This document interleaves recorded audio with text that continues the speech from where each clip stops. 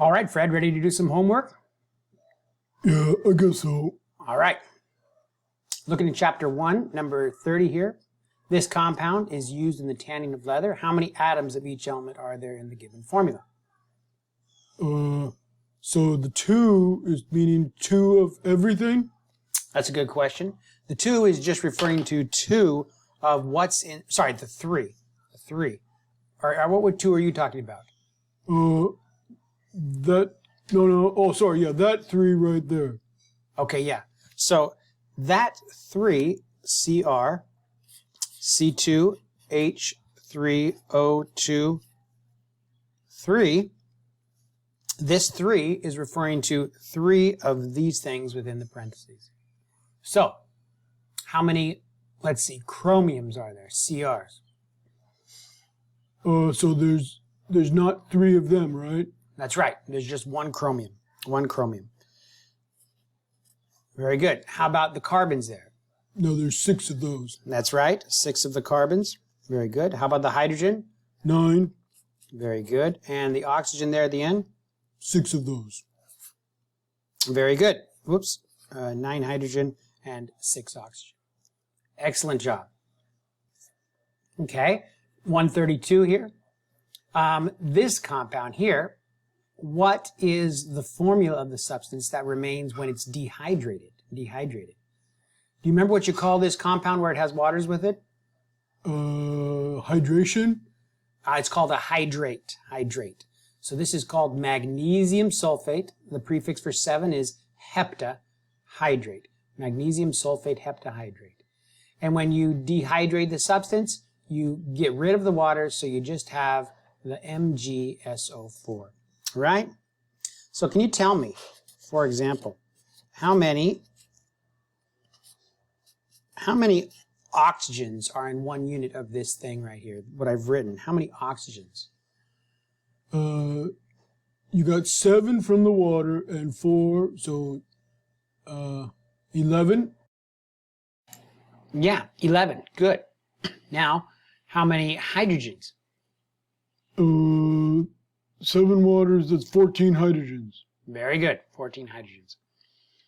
Now, let's say that I put a 2 in front of all of this. Does that 2 double just this first part, or does it double the whole thing? Good question. I don't know. It doubles the whole thing. When you put the 2 in front, or any coefficient in front, then it's saying you have that many of this whole thing. Okay? Very good. All right, number 134 here. This is a molecule of acetic acid. Can you look at it and tell me what the chemical formula is just by looking at that? Let's see. What are the whites? The whites are hydrogens. What are the reds? Oxygens. And the blacks? Carbons. Now, this sort of thing is something you can look in the book, or you can look up online to kind of know what colors that we've kind of given to the different spheres that represent elements. But from that, what did you decide? What's the chemical formula? C2H4O2. Okay, very good. C2H4O2. Excellent job. So that's the chemical formula. All right, so how about this one? Can you write the chemical formula for this one? Did you say white was hydrogen? Yep. What's that blue color? That's nitrogen. So NH3? That's right, NH3. Very good. And again, you can look online and try to find out what the, or in the book and find out what the relationship is between the colored spheres and what element they are. All right, so if we have the chemical formula NH3, and we kind of have to look back at that previous picture as well, but can we learn what the chemical structure was from that? Well, the nitrogen was in the middle, and the hydrogens were on it, so it would have to be B. That's right. Very good. Nitrogen attached to the 3 hydrogens. Okay, how many atoms of each element are represented in the following formulas? Okay, so what are the atoms here? Potassium, carbon, and oxygen. Very good. And what? 2, 2, and 4. Okay, very good. How about this one here? 2 hydrogen, 1 sulfur, 3 oxygen. Very good. 12 carbon, 26 hydrogen, And this one down here? 3 hydrogen, 2 carbon, 2 oxygen. Are you sure only 3 hydrogen? Oh no, there's a 4th one there. Why do they do that? Well, sometimes people like to put a hydrogen in front like that to show that the chemical is an acid. We'll talk about acids in chapter 4, 5? 4, 5. So, we'll learn more about that.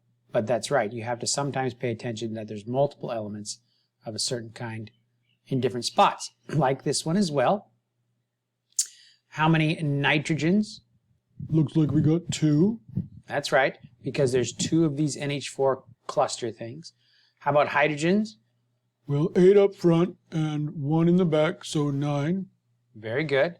Phosphorus, 1, and then oxygen. 4. Okay, very good job. All right, let's keep going with 142. How many NIs? Do you know what Ni is? Nickel, That's right. How many nickels? just 1. That 2 over there, that corresponds to what's in the parentheses. Good. So how many chlorines, Cls, That's 2. and oxygens? That's 8. Very good. How about carbon, oxygen, and chlorine here? 1, 1, and 2. Good. Potassium, chromium, and oxygen? 2, 2, and 7.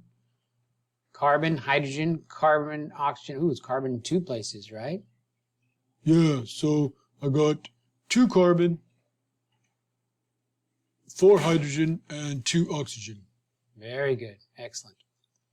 How about this one here? Our hydrogens? 5 hydrogen, no, 4 times 2 is 8, and then 9 hydrogen, 2 nitrogen, 1 phosphorus, and 4 oxygen.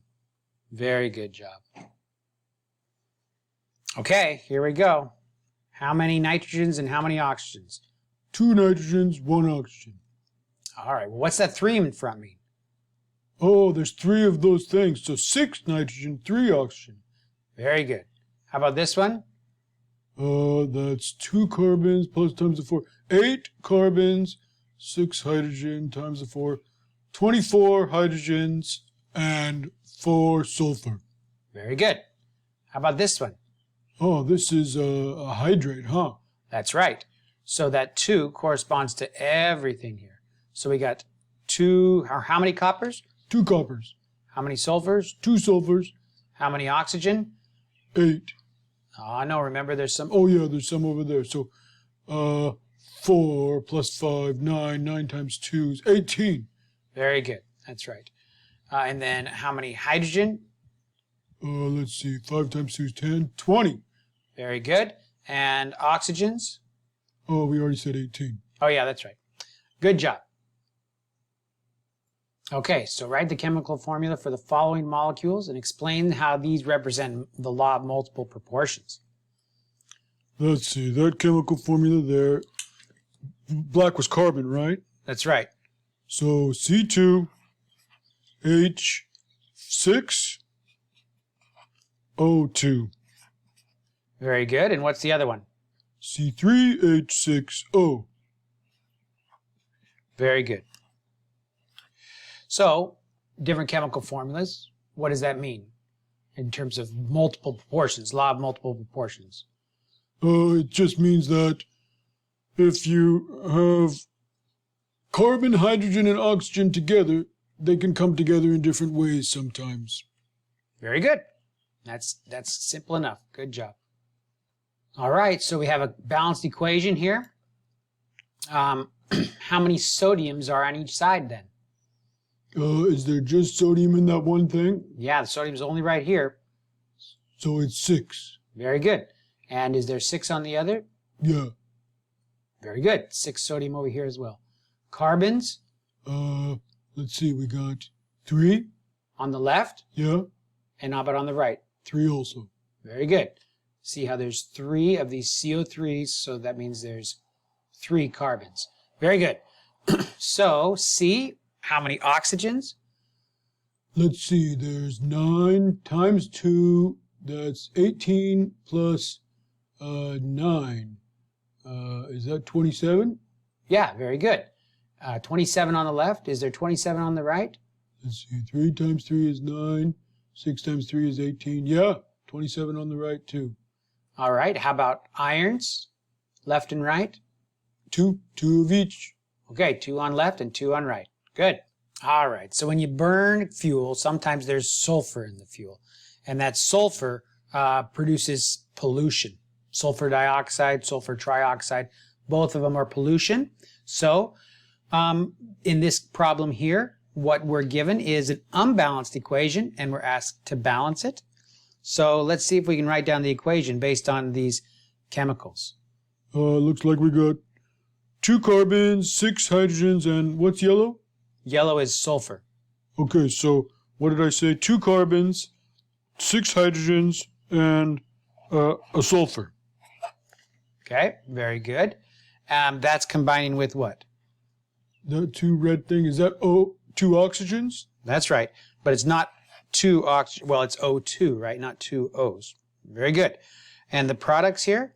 Looks like the products are SO2 and CO2. Very good. Whoops. O2 plus CO2. And what else? And water. Very good. H2O. Okay. Can we balance this equation? What do we got to do to balance the hydrogens? Yeah, put 3 in front of the water. Very good. And how about the carbons? Put a 2 in front of the carbon dioxide. Very good.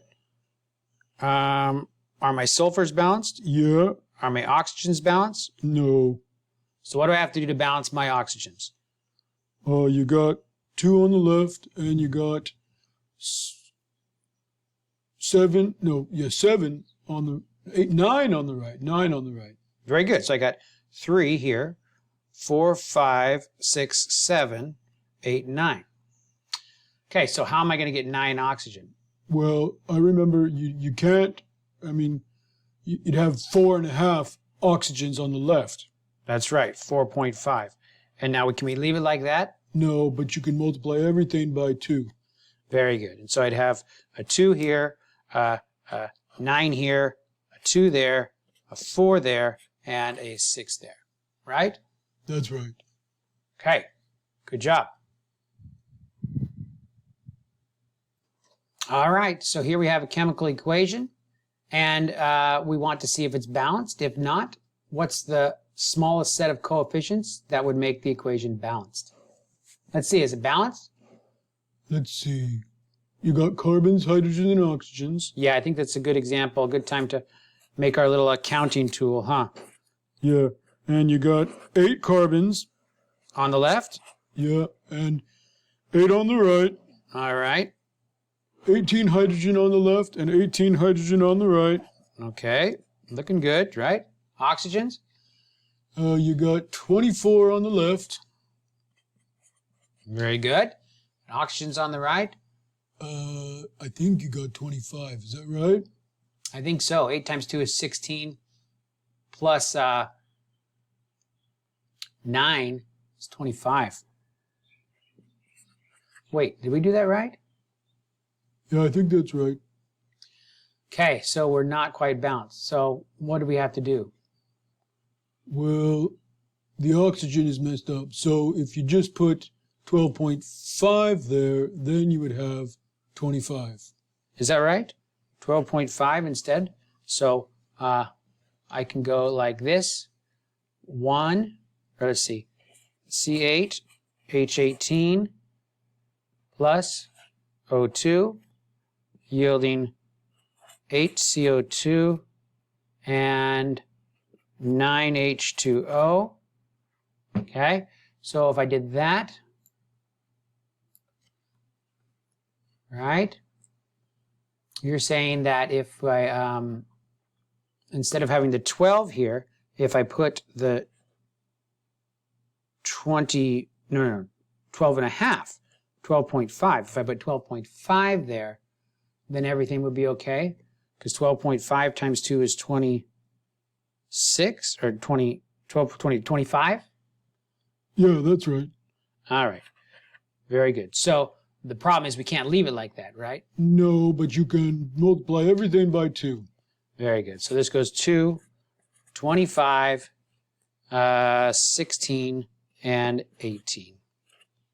Right? So those are our balance. That's our balanced chemical formula. Good job.